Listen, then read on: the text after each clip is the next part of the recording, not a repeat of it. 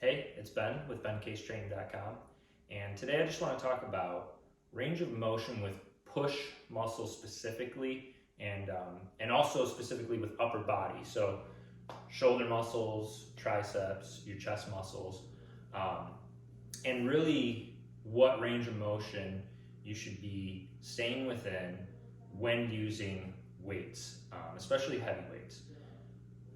When you're training with resistance bands or even just body weight exercises, you're going to have a different optimal range of motion than when we're using heavy weights. And the reason being mainly is when you're doing resistance band training or even just body weight training, we're trying to get mobility, flexibility, getting full range of motion, because you're actually strengthening your ligaments and stretching things to the full limit when you're doing those resistance band exercises or full body or body weight training exercises. So we're going to get full range of motion a lot of times with those types of exercises, even when doing perhaps the same motion. So I could be doing a military press with just resistance bands or even without weight at all, and my range of motion is probably going to be different than what I would prefer to use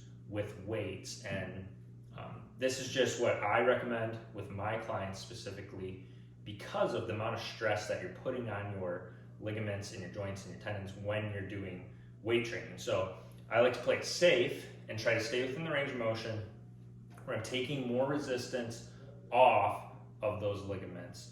And you're still going to have pressure on them from the weights, but how can we eliminate as much tension as possible? So one thing is figuring out what range of motion are my muscles going to be doing most of the work, and not putting extra strain on my ligaments. So for instance, if I'm doing a shoulder press, a military press, when I press the weights up, I'm going all the way up to the top of the motion, and then as I come down, there's going to be a place where I'm going to notice that it's going to get a little bit easier to hold those weights up. So if I go to here all the way down, full range, I'm going to be able to hold those weights there a lot longer than I'd be able to hold them up here. And so I could sit here for quite a while just holding these weights. So I want to find that spot where it's going to get pretty difficult, probably the most difficult, to hold the weights, which is going to be right at that 90-degree angle. So from here to here is going to be my optimal range, where I'm putting not all, but most of the tension on those actual muscles that I'm trying to train. That's the point. Versus this spot right here, from this motion to this motion, is going to be putting a lot of strain on those ligaments on the joints. Now, again, if I'm training with resistance bands or even just body weight, I might go that full range of motion to strengthen those ligaments. But when I'm putting heavy weights on them, I want to try to find where's that spot where my muscles are going to be doing most of the work, and I'm going to stay within that range.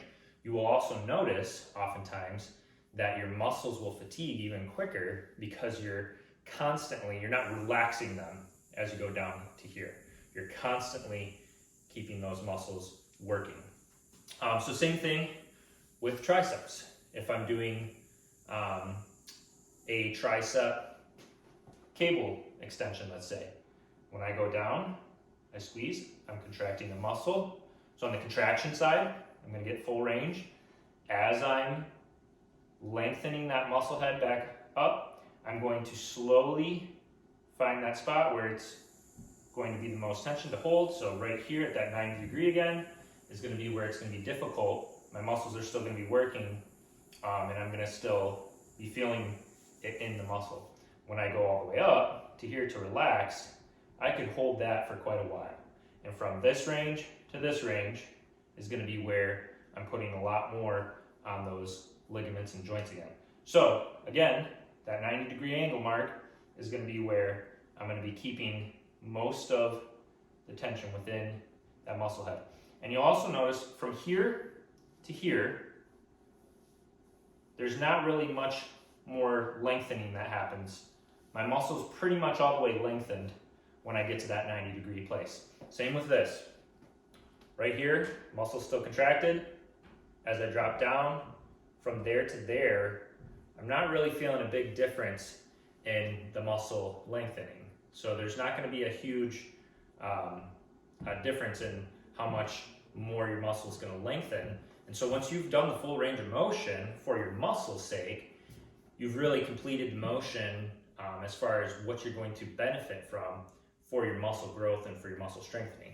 So that extra little bit on that range of motion really isn't useful to muscle growth or muscle strengthening, and it's going to just, again, put a lot of tension on those ligaments. Same thing with bench press. If I'm laying down, I can find that 90-degree place where, again, if I were to hold this with weight, it would get really, really tough. If I drop down and relax, it's not going to be quite as hard. I'm going to get sore, and it's going to put a lot of tension on my ligaments. It's just sitting weight on my ligaments and my joints, and so it is going to hurt, and it's going to be stretching them, overstretching.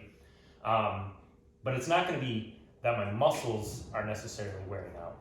My muscles are going to be doing the most work from here to here. And that's where I want to keep that range of motion. Once I drop below, again, those muscles are just already lengthened, and now I'm just overstretching and potentially doing more harm than good. And we could get into the different weight ranges where maybe a full range of motion could still be beneficial.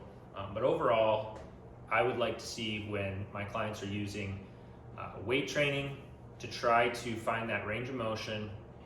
90-degree is where you want to stop with push exercises specifically. And we can talk about other exercises as well in another video. But with those push exercises with the upper body, staying in that range of motion, going to that 90-degree, and then going back into it. And if you have to go lower on your weight because you can't quite get it up consistently because you're having to stop there and control it, that's good. Go lower. That means you're going to be putting even less tension on your ligaments and still getting the benefits for your muscles. So never look at having to drop down weight as a negative thing. It's actually a positive thing because you're still getting just as much work on your muscles for less tension on the ligaments. Oftentimes, we bounce when we do that full range of motion. That's really bad, and that's putting that extra strain on those tendons as well. And so I want to be careful that I'm not doing that, and that's going to also eliminate that when I stop at this range of motion. And again, we can usually do a little heavier weight when we can kind of hoist it up there. And when we're doing that, we're actually doing more than our muscles need in order to grow, in order to benefit, but also then putting extra strain on the ligaments and on the joints. So drop down weight if you need to. Stay within that shorter range of motion on these specific exercises. And hopefully you notice some benefits from it, and hopefully you can start to notice a little less of that shoulder pain and joint and ligament pain as well on those exercises.